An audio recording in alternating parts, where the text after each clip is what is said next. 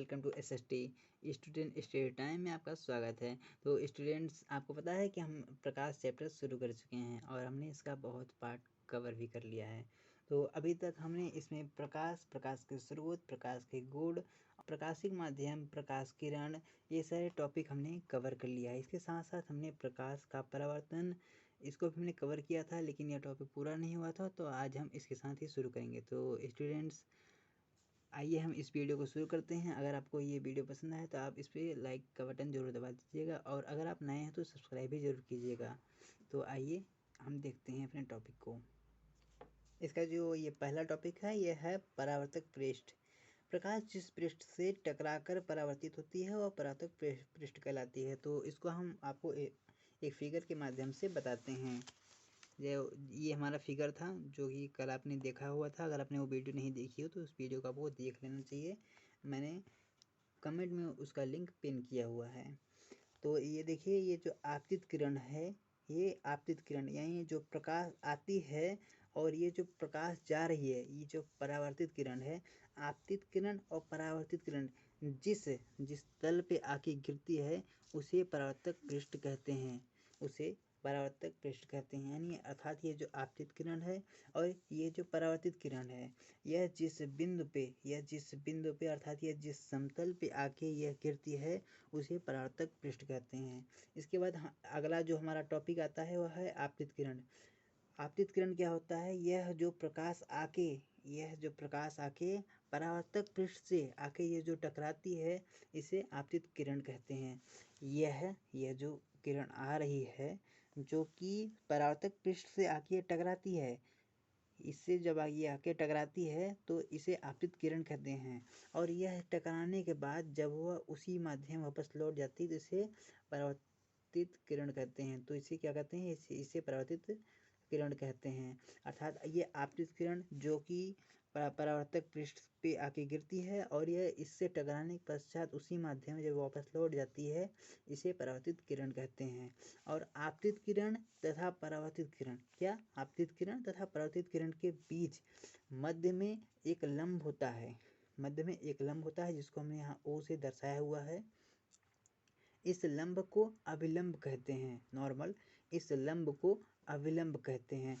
और ये जो आपतित किरण है और ये जो परावर्तित किरण है, यह जिस बिंदु पे आके मिलती है उसे आपतन बिंदु कहते हैं। क्या स्टूडेंट्स?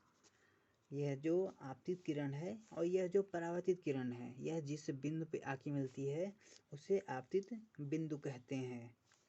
और इसके बाद हमारा जो अगला टॉपिक होगा वह क्या है कि आपतित किरण और अभिलंब, क्या आपतित किरण और अभिलंब के मध्य बना कोण आपतन कोण कहलाता है। क्या स्टूडेंट्स? आपतन कोण कहलाता है। इसे आई से दिखाते हैं। आपतित किरण और अभिलंब के बीच बना जो कोण है, इसे आई से दिखाते हैं और इसे आपतन कोण कहते हैं। इसके बाद अभिलंब तथा परावर्तित किरण, क्या अभिलंब और परावर्तित किरण के बीच, ये देखिए इसके बीच ये जो कोण बना हुआ है इसे आर से दिखाते हैं और इसे परावर्तित कोण कहते हैं। क्या कहते हैं? इसे परावर्तित कोण कहते हैं। इसे आर से दिखाते हैं। क्या? अभिलंब तथा परावर्तित किरण के बीच बना कोण। ठीक है स्टूडेंट्स, आपको इतना समझ में आ गया होगा। आइए हम अगले टॉपिक को समझ लेते हैं। स्टूडेंट्स, अगला जो हमारा हेडिंग है वो है परावर्तन के प्रकार, टाइप्स ऑफ रिफ्लेक्शन। मतलब ये जो परावर्तन होता है, ये जो परत से आके टकराती है आपतित किरण और ये परावर्तित होती है, इसके कुछ प्रकार भी होते हैं। यह 2 प्रकार से परावर्तित होता है जो कि यहाँ पर दिया गया है और हम आपको एक चित्र के माध्यम से एक समझाने की कोशिश करेंगे। आपको बहुत ही सरल तरीके से हमेशा समझाने की कोशिश करते हैं। ये होता है एक नियमित परावर्तन और दूसरा अनियमित परावर्तन। आइए हम दोनों को बारी बारी से समझ लेते हैं। तो स्टूडेंट्स, आप देख पा रहे हैं ये आपतित किरण है। ये एक प्रकार का समतल है, जिस पर नीचे से कलई किया हुआ है, जिस पर नीचे से लेड ऑक्साइड का लेप किया गया हुआ है। यह आपतित किरण है। यह जो इस पे आके टकरा रही है और यह बिना एक दूसरे को काटे एक समांतर रेखा में यहाँ से परावर्तित हो जाती है।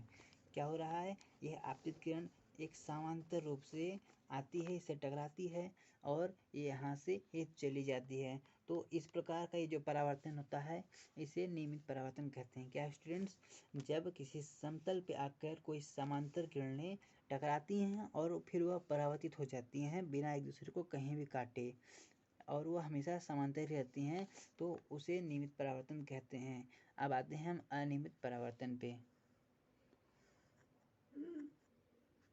तो स्टूडेंट्स ये देखिए, ये अनियमित परावर्तन मतलब किसी टेढ़ा मेढ़ा समतल आपने देखा होगा, ऐसे बहुत सारे स्थान, ऐसे बहुत सारे प्लेसेस होते हैं जहाँ समतल नहीं होता।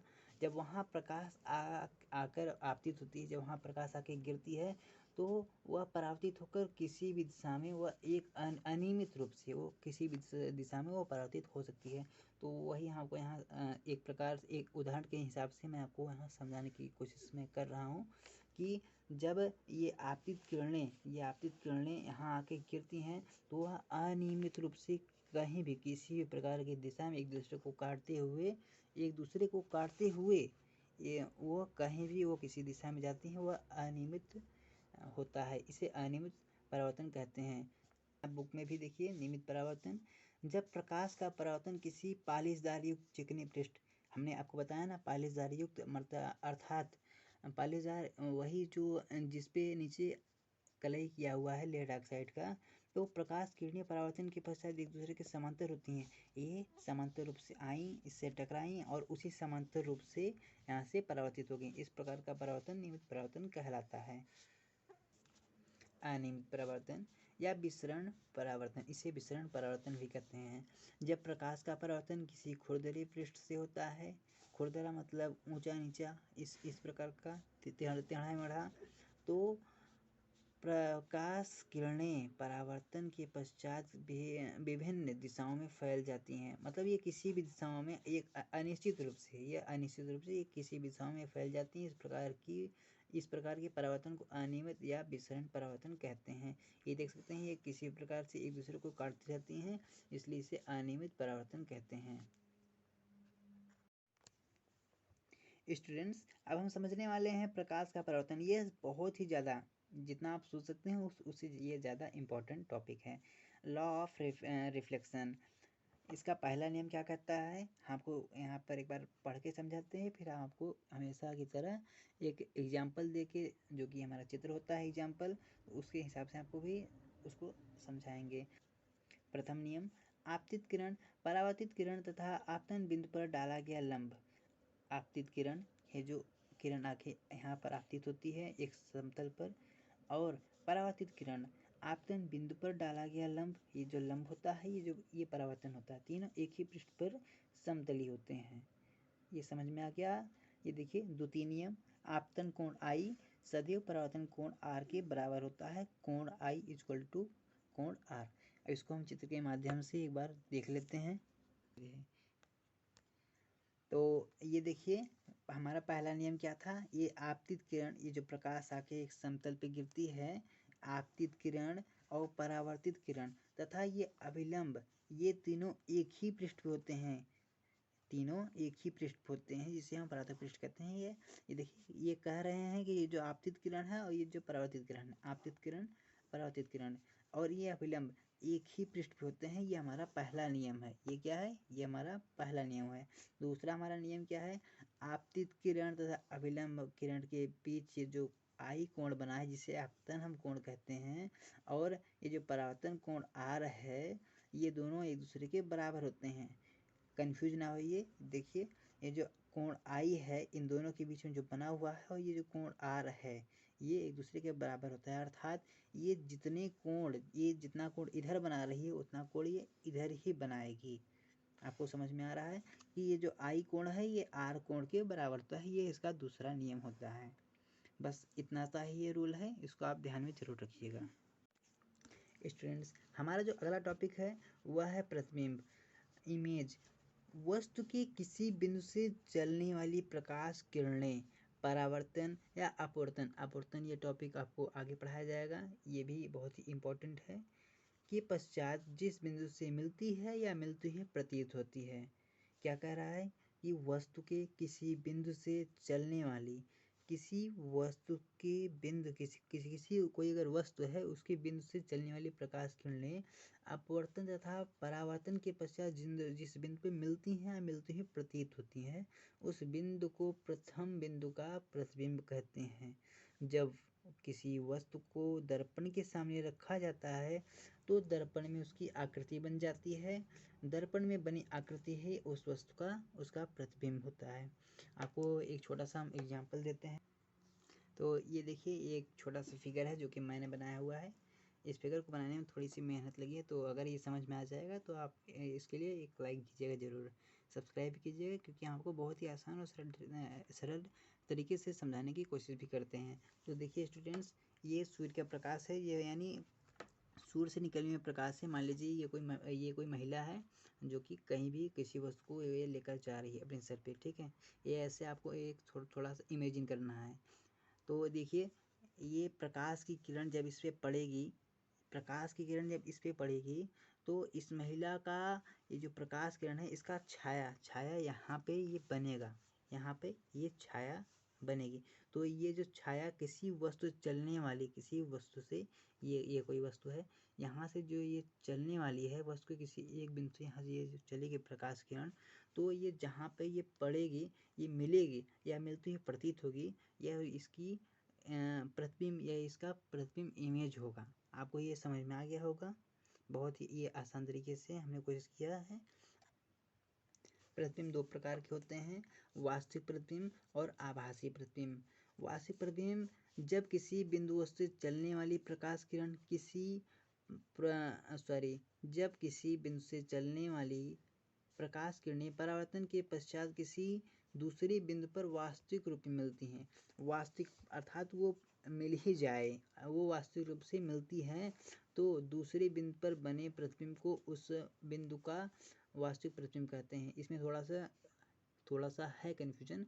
अभी जो मैंने आपको एग्जाम्पल दिया उस एग्जाम्पल से आपको ये थोड़ा आसान लगेगा। ये कहना चाहता है कि अगर ये जो वो प्रकाश स्रोत है, उस प्रकाश स्रोत से चलने वाली किसी बिंदु पर जो एक किरण आके यहाँ पर आपतित होती है, फिर उसके बाद ये जो वस्तु है इस वस्तु से जब इसकी जो छाया ये जो बनती है वो उसका वास्तविक प्रतिबिंब होता है, ठीक है। आभासी क्या है कि जब किसी बिंदु वस्तु से चलने वाली प्रकाश किरणें परावर्तन के पश्चात किसी दूसरे बिंदु पर वास्तविक रूप में नहीं मिलती परंतु दूसरे बिंदु से आती ही प्रतीत होती है, तो इस बिंदु पर बने प्रतिबिंब को उस बिंदु वस्तु का आभासी प्रतिबिंब कहते हैं। ये देखिए, इस पे आप थोड़ा सा कंफ्यूज होने की कोशिश मत कीजिएगा।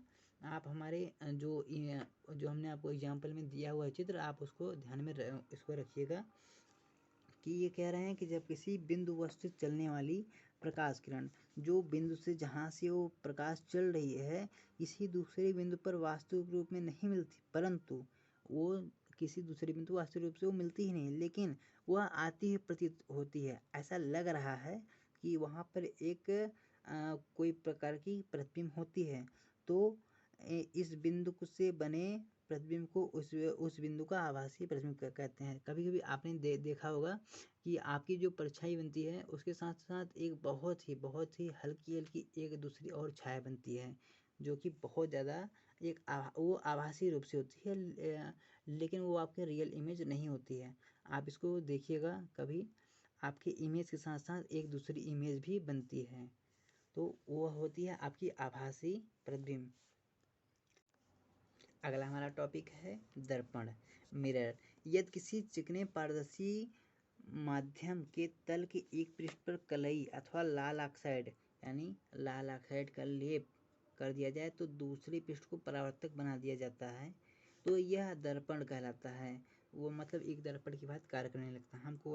हम आपको इसे समझाते हैं कि मान लीजिए कोई कांच है, उसकी एक पृष्ठ पर लेड ऑक्साइड की कलई की जाती है, उसका लेप लगाया जाता है, तो वह एक दर्पण की भांति कार्य करने लगेगा। हाँ, आपको एक छोटा सा चित्र भी बना के दिखा देते हैं।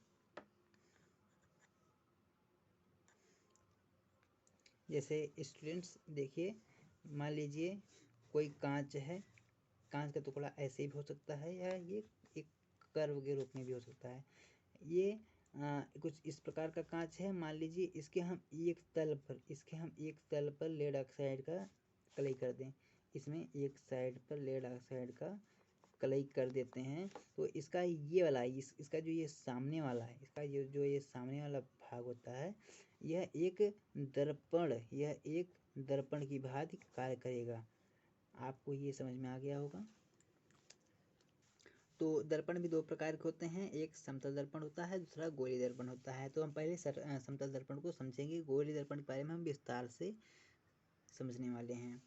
तो ऐसा दर्पण जिसका परावर्तक पृष्ठ समतल होता है, कुछ इस प्रकार से समतल एक सीधी हो, वो प्रकार कुछ इस प्रकार से वो सीधा हो, वह समतल दर्पण कहलाता है। और इसके जो उसका एक साइड का जो भाग होगा उस पर लेड ऑक्साइड का कलई किया होगा, उस पर लेड ऑक्साइड का एक अच्छा सा कलई किया होता है, जिससे इसके जो सामने वाला भाग होगा वह अच्छी तरीके से एक परावर्तक का काम करे, वह एक मिरर का काम करे।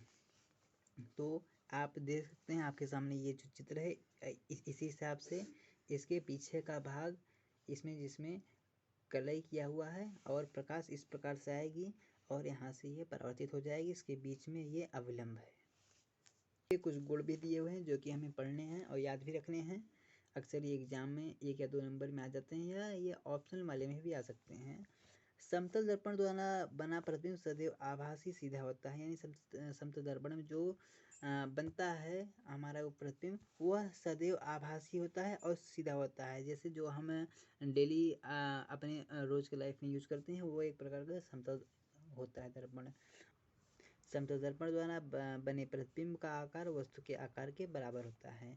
यह ऊंचाई के मनुष्य को अपना पूर्ण प्रतिबिंब देखने के लिए समतल दर्पण की न्यूनतम आवश्यकता h/2, यानी यदि मान लीजिए कोई मनुष्य जिसकी ऊंचाई h है, तो उसके शरीर की ऊंचाई के आधे की हमें मिरर की आवश्यकता होगी उसके पूरी इमेज को देखने के लिए।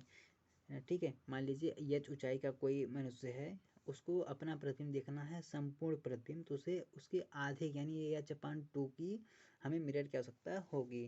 प्रतिबिंब दर्पण से उतनी ही पीछे दूरी बनता है जितनी वस्तु के आगे होती है, यानी हम जितना दर्पण से दूर होंगे उतना ही हमें उसका दर्पण भी पीछे ही मिलेगा, और जितना हम उसके पास जाएंगे तो दर्पण में हमारा प्रतिबिंब ही उतना ही आगे आएगा। वस्तु तथा प्रतिबिंब को मिलाने वाली रेखा समतल दर्पण पर लंब होती है। जो वस्तु होती है और जो प्रतिबिंब को मिलाने वाली रेखा होती है, यानी अगर हम किसी कांच के सामने खड़े हैं और हमारा जो प्रतिबिंब बन रहा है उसके बीच एक प्रकार का लंब होता है जिसे अभिलंब कहते हैं। यह गोली दर्पण ये किसी कांच के खोखले गोले को काट कर, अगर कोई कांच है वह एक ऐसे वो कर्व है और वो खोखला है अंदर से, जब ये होगा कर्व तो अंदर का वो खोखला होगा, तो उसके गोले को आधा काट कर, क्योंकि वो जो होगा तो वो पूरा होगा गोला, तो उसे उसके आधा काट कर उसके एक पृष्ठ को चांदी की पालिश की जाए, कलई की जाए। जो चांदी की तो अक्सर नहीं होती है क्योंकि वो चोरी हो जाएगी, तो हम यहाँ लेड ऑक्साइड का यहाँ पर वो करेंगे। तो दर्पण जो हमें प्राप्त होता है उसे गोली दर्पण कहते हैं। क्या क्या है मतलब, जब किसी कांच की खोखले गोले को काट कर अगर कोई है कांच, उसे आधा काट कर उसके एक पृष्ठ को कलई किया जाए लेड ऑक्साइड का या चांदी का, तो उसे गोली दर्पण कहते हैं। और ये 2 प्रकार के होते हैं, अवतल दर्पण और उत्तल दर्पण। अगली वीडियो में हम इसके बारे में बहुत ही अच्छे से और पूरी तरह इसको हम समझेंगे। यह हमारे वीडियो का लास्ट टॉपिक था। इसके अलावा हम हमारी वीडियो में एक जो अंतिम टॉपिक आया हुआ है वह है कि पार्श्व उत्कर्ण। यह बहुत ही छोटी सी और आम चीज़ है कि इसमें आपको बताया गया है कि वर्णमाला में कुछ ऐसे अक्षर होते हैं जिसे अगर हम दर्पण में देखते हैं तो वह परावर्तित नहीं, अर्थात वो उल्टे नहीं होते हैं। तो एग्जाम्पल में ए है, वी है, W, X, H, I, O, T, U, M, Y है। तो आप इसको एक बार घर पे ट्राई ज़रूर कीजिएगा और करने के बाद आप हमारे कमेंट में इसको बताइएगा आपने इसको जब दर्पण में देखा तो आपको क्या मिला। तो आज की वीडियो में बस इतना ही। आपको मिलते हैं एक नए वीडियो में नए टॉपिक के साथ। आप यहाँ तक वीडियो में बने रहने के लिए धन्यवाद। और आपको ये अगर वीडियो पसंद आया हो तो लाइक कीजिएगा और सब्सक्राइब जरूर कीजिएगा। अगर आप नए हो अपने दोस्तों के साथ शेयर कीजिएगा। मिलते हैं एक नए वीडियो में। Thank you.